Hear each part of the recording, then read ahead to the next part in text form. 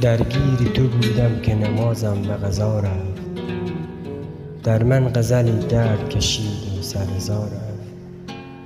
سجاده گشودم که بخوانم غزلم را، سمتی که توی اقربه قبل نما رفت.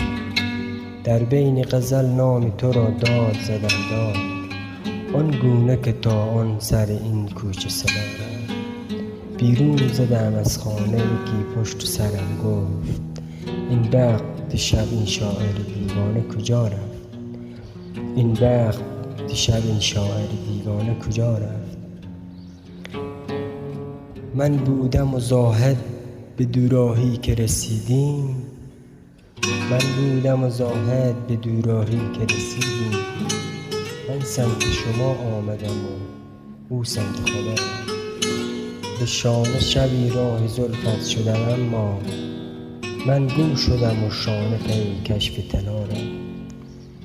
در محفل شعر آمدم و رفتم و گفتند ناخوانده چرا آمد و ناخوانده چرا رفت.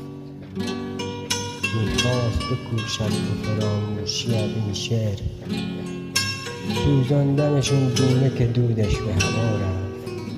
سوزاندنشون دونه